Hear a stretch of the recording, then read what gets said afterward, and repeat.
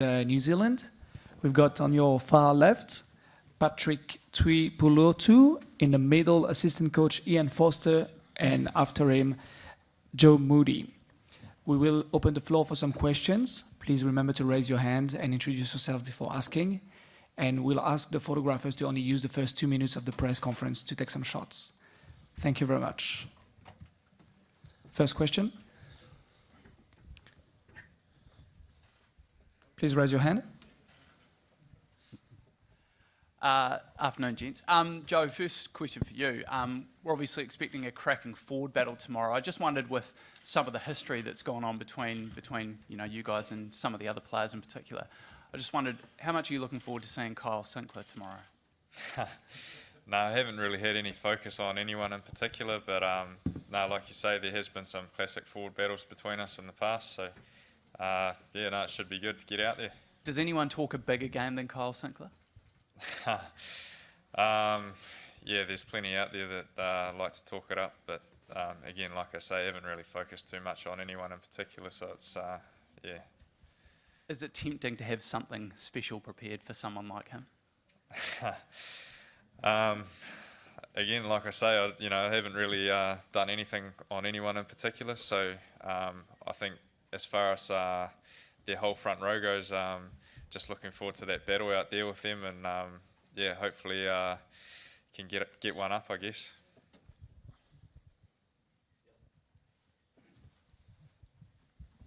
Good morning. Question to Joe. As a front rower, do you think the biggest challenge would be on mobility or power of engagement? You mean like mobility around the field, or yeah, I guess if we can beat them around the park, that's going to be a big step for us to implement our game plan and get one up on them. But at the same time, yeah, we've got to be able to dominate those physical battles as well. So I guess it's a bit of a balancing act, and yeah, 50-50. Ian, just down the back. This weather is obviously closed in. How has that affected things for you today, and what's the plan for tomorrow should it be like this? Well, it made us late for this media conference, so my apologies about that. Oh, look, I mean, the rain's been forecast. It's and we'll just have to adapt and adjust like we always have to when it comes to these sort of conditions. I mean, I think the forecast is supposed to clear a bit. I think the one thing that needs to be noted is how well the grounds have coped with the rain over here. You know, like we've had some pretty heavy falls on a Friday, and yet the next day the ground seems to have recovered really, really quickly. So that's a credit to the organisers and how they've gone about that. So we'd quite like it to stop, but we've had a number of wet games this year, and you just got to learn how to adapt and adjust, and there's no reason not to. It's a semi-final of a World Cup, so we'll be ready either way.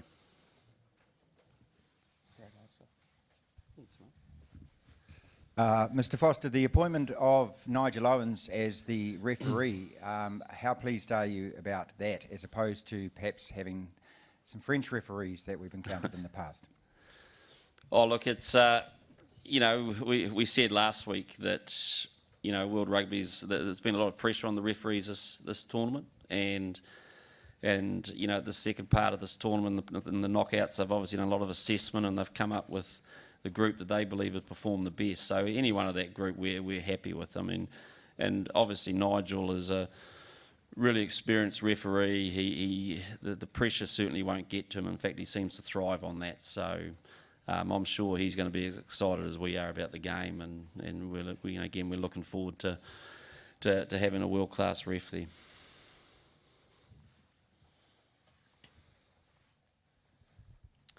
In just the change of George Ford coming back and Owen Farrell and Tuilangi shifting out, what does that tell you about what are your expectations for England based on that? Do you expect them to kick more, or do you expect them to be more attacking? Yeah, look, they're a really well-balanced team, and they've got the ability to do both. And so whilst it may appear to be a change, it's really it's a unit that they've played most second half. So if George hasn't started, if Ford hasn't started, then basically he's come on in the second half anyway. So really, it's a formula that they're pretty used to. So and we've seen that they do like to play ball in hand with that combination. So we're expecting a bit of that. A little bit like us, really. I mean, Scooter playing 6 is what we used in the second half last week. So it's not a combination that's new to the opponent.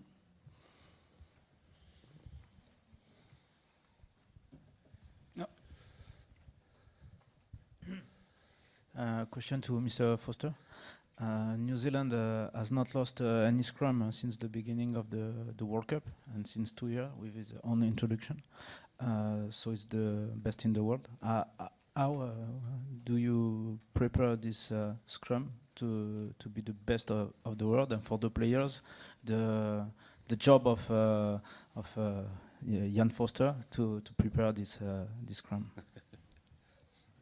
Well, I'll start because I have a major contribution to the scrum. But my serious advice to Moods is just to push and push harder. That's about the limit of my extent. But can I just say is that we've the quality of your set piece is key, and rugby hasn't changed over all the years with all the different things that happen to it. There's a simplicity that if you scrum well and line out well, you've got a good chance. And these two gentlemen next to me have worked really, really hard in that area. And clearly Mike Cron has done a really solid job, but we've still got work to do. We're against a team that takes a lot of pride in their own set piece.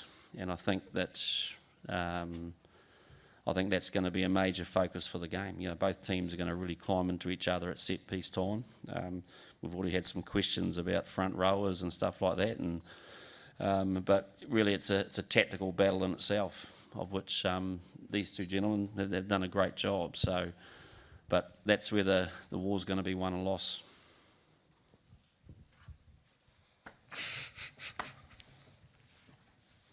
Question to Joe. So do you think tomorrow's match, you mentioned that it might be a physical match tomorrow, but what kind of physical match? And as a forward, what kind of tactics are you actually thinking about? Yeah, well, I know that it's definitely going to be a physical match, just as any international test match is, and the fact that it's a World Cup semi-final. But just as well, with a big English forward pack, we know they're going to be pretty direct and really want to take it to us. So there's going to be some pretty hard lines, hard straight lines, and we're going to have to be up for it, both on attack and defence, to be able to match, fire with fire. So it should be a big old ding dong battle.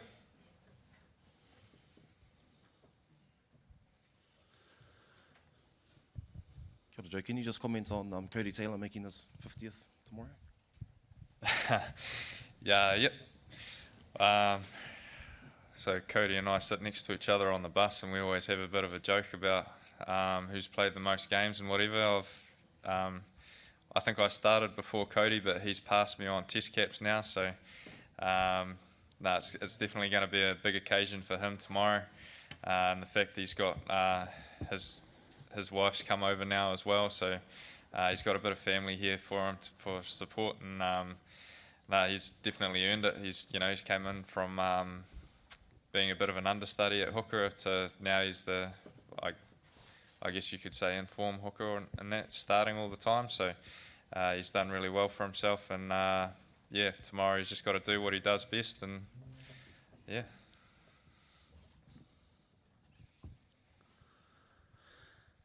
Kia ora, Patrick. You haven't had the opportunity to play competitively. I know the trainings and all that are pretty intense. What gives you confidence that when you're called upon at whatever time tomorrow, you're in the right mental space to go out there and do the physical job that you're going to have to do for your team? Yeah, it's nothing new for me. It's been in this role before. I know what it's like, and I think when you prep through the week for a big test match like this, you have to prep well. And for me, I've done that in the past, and it's no different this week. Are you prepping for lock or lock and six? Lock and lock at this stage, yeah. Can I just say is he, you know, I know you say he hasn't played a lot, but through that Canada and Namibia period, that you know he was really impressive the way he played. So which is, you know, we're really confident with what he brings to the team.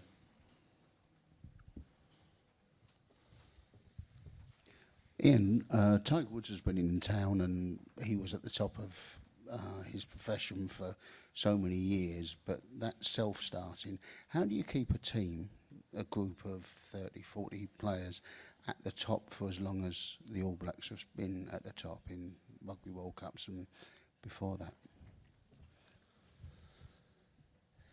Well, look after their backs, I guess. It's probably the only thing that held Tiger back, isn't it? But oh, look, it's one of the. It's always been one of the great challenges of sport is how you keep growing a group that's performing well, and I guess that's part of the All Black story, and we kind of feel the pressure to keep writing that. So there's strong expectations. I mean, we know the expectations every time we play. We know the pressure on us every time we play, and it's a matter of getting used to how you deal with that, and don't always get it right, but we enjoy it. We enjoy these occasions. These type of occasions are one that gets us excited, and we know we're going into a game that we're playing a great team, but it's a matter of going into those games with an air of excitement and not letting it inhibit you and close you down. So that's what we try to do. Can you identify the sort of player that will respond to that pressure? Can you identify that straight away when you get somebody into the group? Do you know almost immediately that they're all right, they'll be right for it? Oh, look, from a selection view, we work hard to do that. I mean, and I'm sure most other countries do exactly the same job. So we've just got to make sure that we get as much information and as accurate as we can. And so, and then part of it is growing people once they're in your environment. So there's a twofold thing with picking the right qualities, but also working hard to grow it and allow people to learn how to live in that pressure situation, but thrive rather than be suffocated by it.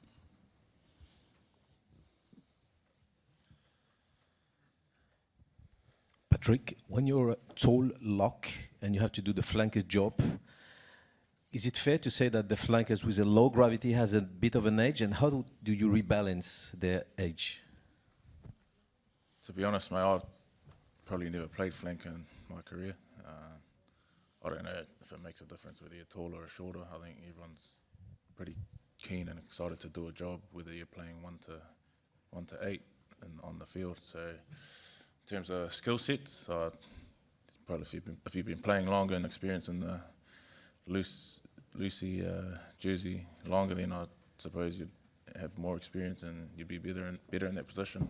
As towards myself, I'm a lock. I've been playing lock for my whole career. I don't think I can say much or have an answer to that.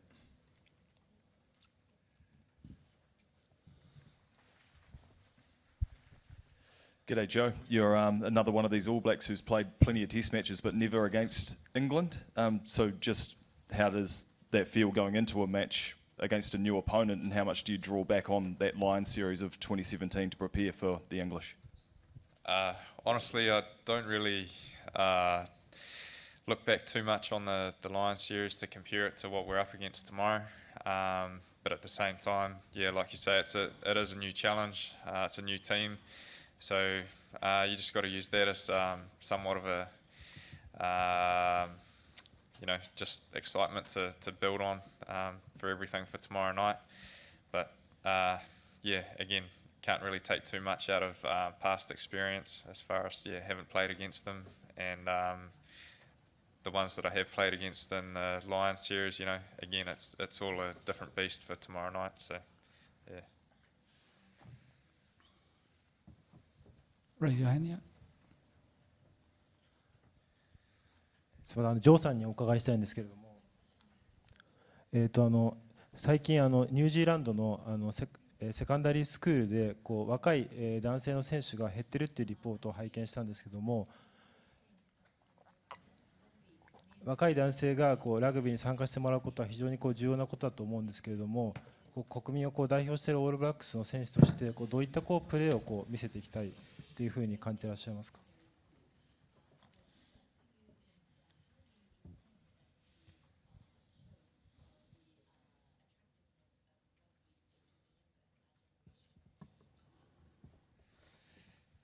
？Yeah, you're probably dead right.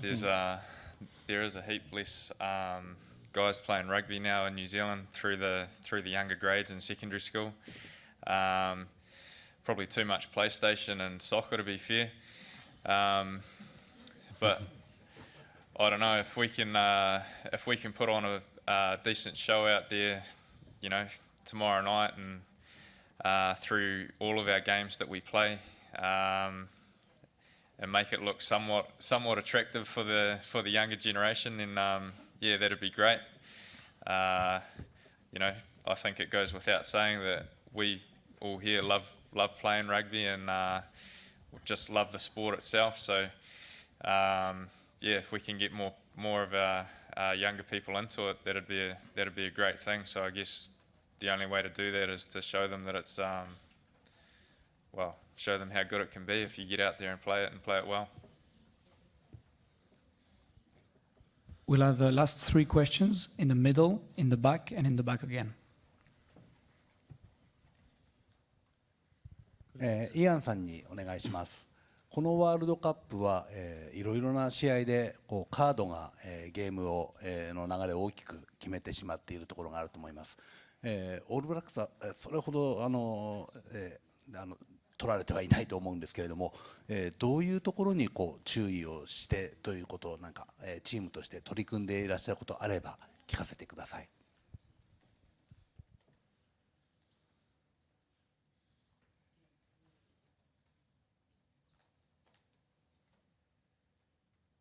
Can you just please repeat the first part of that question? I didn't understand that.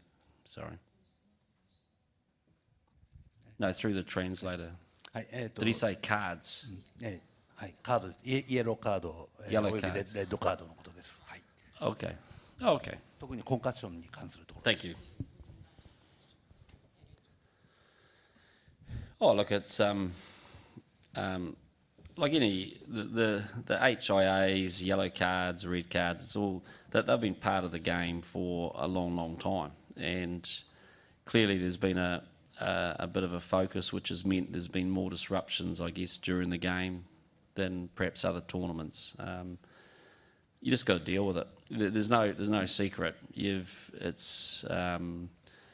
spent a lot of time on technique. We've spent a lot of time on trying to reduce the chances of us getting into awkward situations so that we can have 15 on the park. And if something happens, then we've had a couple in this tournament we've had to adjust and play with 14 for a little while. So they're just things that you prepare for, and it's very hard to script a game of rugby. It's very hard to plan everything to the nth degree. So your ability to adapt and adjust during situations is something that we ask our players to do, and they've done a great job of that. And we have to keep that focus tomorrow night.